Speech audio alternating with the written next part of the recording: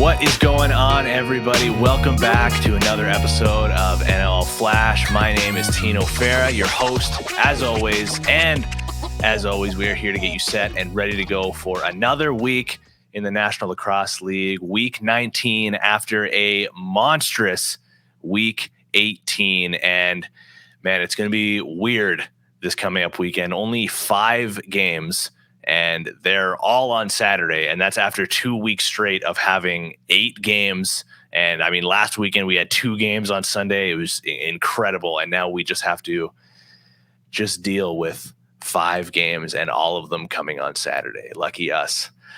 But we'll get into more of that, the upcoming games later on. We have ourselves a big program coming up here. As you can see from the title, we have Brett Dobson stopping by to help us preview the Flash Game of the Week. So let's hop right into our Flash Game of the Week, shall we? We put out another poll to you guys, the fans, the viewers, the listeners, to help us decide what our coverage this week is going to look like, help decide what this show overall is going to look like, really. And you guys came through massively, like you always do, putting down 42% of the vote on this game, the Saskatchewan Rush heading on down to Georgia to take on the Swarm. So that one is the 6-8 Rush.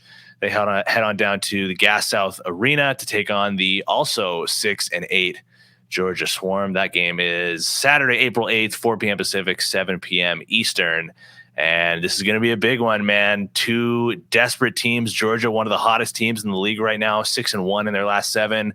Sask coming off a big win last weekend versus Vancouver, and both of these teams are in that playoff push here with just a few weeks remaining in the season. So a huge matchup nonetheless. All right, time now for us to bring in our special guest for the episode to help us preview our Flash Game of the Week. Of course, as mentioned, this matchup this weekend between the Georgia Swarm and the Saskatchewan Rush. And who better to bring in than the starting goaltender for the Georgia Swarm himself, Mr. Brett Dobson, coming off of a huge 2-0 weekend. So, Brett, man, first of all, thank you so much for making time for us. But that was impressive as hell, man. A 2-0 weekend. You got to start in both the games. How are you feeling after this big weekend? First of all, thanks for having me on. It's an honor. But I'm feeling pretty good. It was my birthday on Monday, so having 2 wins on the weekend was a pretty good birthday present to get from the team. So feeling good. Body's not as sore as I thought it was going to be after 2 games on the weekend. I playing my last year junior. We did 2 games in a day. 2 days in a row, so that was tough, but I felt like the body was prepared, and getting to spend the weekend with the boys is always a good time. I'd love to ask you, like, were you fully anticipating? In a lot of cases, when there's 2 games in a weekend, I feel like we see pretty often one goalie play one and one goalie play the other. Were you fully anticipating playing both games this weekend? Yeah, I mean, Eddie has a way of making sure that we're locked in. So we went into the mindset on Friday that we're only playing 1 game, right? And then he goes, "Oh, look, boys, check the schedule. We're playing on Sunday too." So for me, yeah, I was prepared for that. I felt like if my body's not able to uphold 2 games in a weekend, then I think that I have to reevaluate what I'm doing in the weight room and stuff like that. Just because I feel, as a professional athlete, you got to be able to perform at your best every night out there, right? So if you're not able to do that, then you got to look yourself in the mirror and fix it. Love that. All right, well, let's hop into the matchup here, shall we? And I want to talk about your guys' start to the season, obviously, because it's a big talking point right now with how you guys are currently playing. With it being, your first pro season in the NLL, maybe some growing pains there as a team overall, starting off 0-7, but as of late, man, the Swarm have been one of the hottest teams in the NLL, going 6-1 in your last 7. So in your eyes, what's been the biggest difference for you guys in the past 2 months or so compared to the start of the year? A couple of things. I think that we had to find our groove as a team, which is one of the biggest things that you could talk about. I think the addition of John Rannigan that we got kind of from Philly right when we kind of started going that run was huge for us because he, being a past champion in Georgia, injected a lot of life into our team, and he's a big energy guy.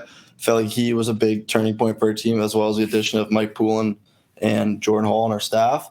And then not to mention just us making a quick slight change from, going 7-0 guys to 6. I think the 6 has allowed our offense to get a lot more comfortable and confident with each other, and as well as giving us an extra guy on the DN. So I think a combination of all those things kind of come together. I think has allowed us to kind of be able to start getting on a run and getting hot. And I think too, like if you look at the start of the year, like we played a lot of really, really good teams that were prepared for us, right? And I felt like looking at it from my perspective, like when I was, playing those, I think I got in the end of the second game. I've started since then, but like you take a look at, like, I feel like it takes time for you to get comfortable in the NLL, the way the game gets played. And I think if you're playing the defending champs, the runner-ups, Buffalo, Toronto, who's one of the best teams in the league right now as well, in your first 7 games, you play each of them twice with the exception of Colorado. Like, it's going to be tough, especially as a rookie goalie. So I think being able to get settled in as that kind of went on after that allowed me personally to feel comfortable, and all that kind of stuff started to click at the right time for everybody, right? Like I started to get comfortable with the exception of that last Rochester game that we had. And I felt like the offense was, starting to show up with that first Albany game we had too, right? So it's a combination of, all 3 ends of the defense, the goaltending, and the offense all showing up together. It can be very dangerous for us.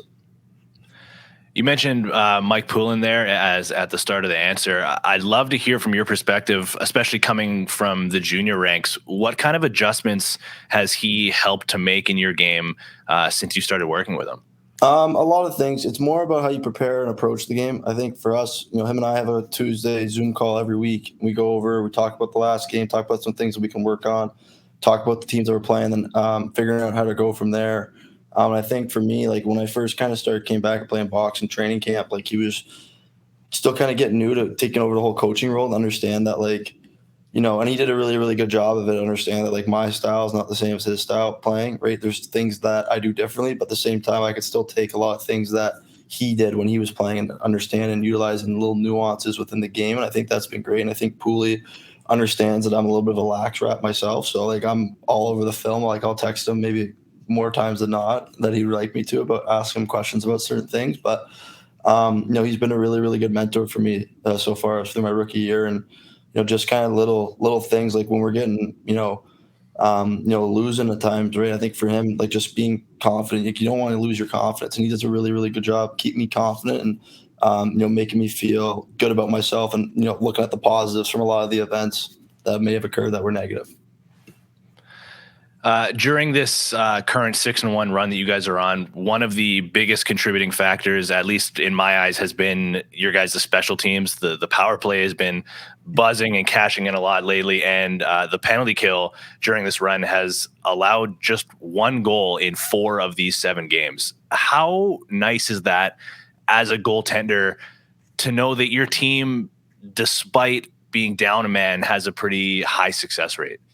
I think that's a testament to our defensive coordinator and Chai. I think Chai does a really, really good job game planning and prepping on the man down unit. But I think that, you get guys out there that are willing to put their bodies on the lines, blocking the far pipes away, making my job easier, right? So I think when you got a group of individuals that come together, especially when you have to, a situation that they're supposed to score on, and we're able to put up numbers like that, it's a tremendous boost throughout the entire team. It helps me out too, knowing that, we got guys like Jordan McIntosh and Case and Tarbell up top, picking off passes and blocking shots with their sticks. And you got guys like Adam Wiedemann and, Mike Manley down low. We have other guys that fill in too, right? So that gives us a lot of confidence. And then you look at our power play too, like, Andrew Q is one of the more dangerous shooters, top center. Then you got, Brian Cole on the lefty shooter, and you got Lyle, the righty shooter, with Bomberry and Shane Jackson on the creases, right? Like, that's massive for us. Like, those are, once that whole kind of unit's rolling, it can be really, really dangerous. Like, some teams might cue into Q where he's shooting on, but then you got guys like Bomberry who are able to tuck it down the back post, or Shane throwing a seam pass, right? So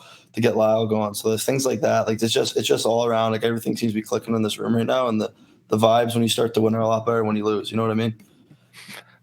Absolutely. And you mentioned Lyle Thompson there as well. And maybe it's a little different of a perspective coming from a goaltender, but it's got to be a pretty special thing to just be in his presence, especially in your first pro year in the NLL. So is there anything that you've learned from him, whether it's on or off the floor this season? Yeah, I mean, I love the way that he approaches the game. I think for him, like, he does a really good job of, talking about the culture and where the sport of lacrosse came from. And, you kind of walk around, you see how happy he is around the rink, and how much he enjoys life with his teammates. And, he's a pretty funny guy. A lot of guys, I mean, might not mention that, but he'll say a lot of things that make me laugh. And, when you're around a guy like that, you see things, you learn stuff from him. So I think for me, like, just seeing how he's able to just, again, he might make a mistake on the O end, but the way he chases down that guy if he turns the ball over or plays defense, consistently. Something that for me is, taught me a lot. I remember my first training camp weekend, got stripped on offense, came back down, rode the D guy all the way over the midline, played D, and then stripped him and took off and went back down. I don't know, like stuff like that is what separates him from other guys, because the other people can just run off. You know what I mean by that? So I think he's done a really good job of that, and his contagious positive energy is done a really, really good job for all these young guys in the locker room this year. One of the crazier stats that's been making its rounds in the lead up to this matchup is the fact that the Rush haven't won in Georgia since January 6th of 2018. So they're obviously a pretty desperate team right now, just like you guys are trying to make this playoff push. But what are you expecting from this Rush team come this weekend? For myself, I'm expecting a lot of, Mark Matthews, Ryan Keenan, Robert Church to get their looks, as well as, you don't want to let a guy like Clark Walter shoot with his hands free. I mean, he can go off, as we saw a few weeks ago, but I'm also expecting a lot of transition stuff from them. They got a really good D unit back there. I played with Ryan Barnable in junior. He's my captain for a couple of years there. He's one of the smartest players on the floor, and they tend to push a lot with Boudreaux, Barnable, Garland. Jared Smith gets up there a bit, as well as Connor McCall. So seeing that push, as well as Mike Messenger as well, right off the face-off. Like, these guys have the green light to go. Like, you see a lot of stuff on film. They get a lot of early looks on O, based off of how fast they are pushing the ball out of the defensive end. And I think that for us, we got to be prepared for reverse transition against them, and making sure that we're owning the clock as well, making sure that we focus on closing out and shooters. So that way my job's a lot easier too. Unreal, man. Well, thank you again so much for making time for us to hop on this episode and preview the matchup this weekend. Good luck with the game this weekend, and at the I guess expense of some Philly and Halifax fans. Hopefully, we'll see in the postseason in a handful of weeks here. Good luck this weekend. Thank you. I appreciate it. Thanks for having me on. A huge thank you once again to Brett Dobson for taking time out of his weekly prep to help us preview the Flash game of the week, the Georgia versus Saskatchewan game. That was a great interview, man. He is just an unreal lacrosse mind. So hopefully you guys enjoyed that one as much as I did. But we have 4 more games to tell you about this week, and some pretty wild clinching scenarios that I'm going to go through with everybody here as well, because they're pretty important, and they put my brain into a bit of a pretzel here. So I'm going to go through the remaining games, and then I'll go through the clinching scenarios that can come up for this coming week, and we'll just go from there. So starting off on Saturday, I mean, they're all on Saturday, all these games, but regardless, the 2-12 Albany Firewolves head on down to Rochester to take on the 9-6 Nighthawks. That game is at 4 p.m. Pacific, 7 p.m. Eastern at the Blue Cross Arena. Next up on Saturday, we have the 9-6 Panther City Lacrosse Club. They head on down to the Saddle Dome, the Scotiabank Saddle Dome, to take on the 10-5 Calgary Roughnecks. That's at 6 p.m. Pacific, 9 p.m. Eastern. A little later on, we have the 4-11 Vancouver Warriors. They take on the 7-7 Colorado Mammoth in Colorado at Ball Arena. That game is 6 p.m. Pacific, 9 p.m. Eastern. And wrapping things up, we have the 11-3 San Diego Seals.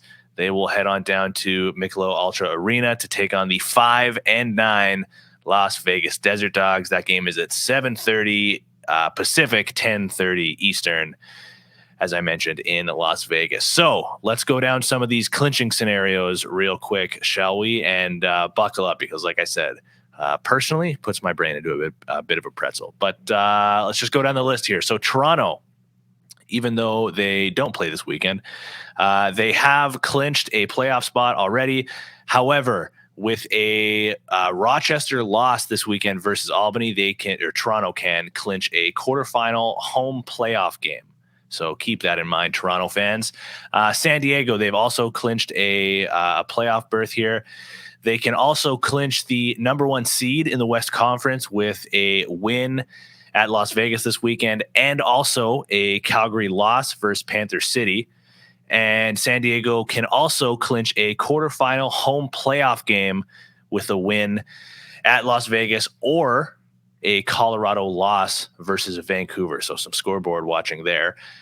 Moving on down to Calgary, they have also clinched a playoff berth here. They can clinch a quarterfinal home playoff game with a win versus Panther City and one of the following. So either a Colorado loss versus Vancouver or a San Diego win versus Las Vegas.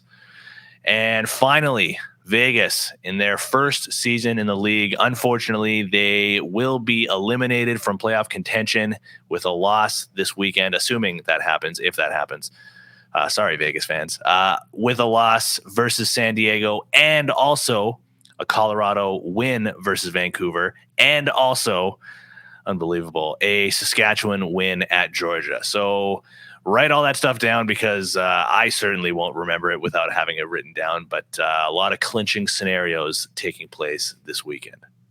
And that's going to do it for us here. Another episode of the NLL Flash, getting you ready for week 19 in the National Lacrosse League. So we're signing off for all of us here at Lacrosse Flash. I've been Tino Fera. We'll see you next time.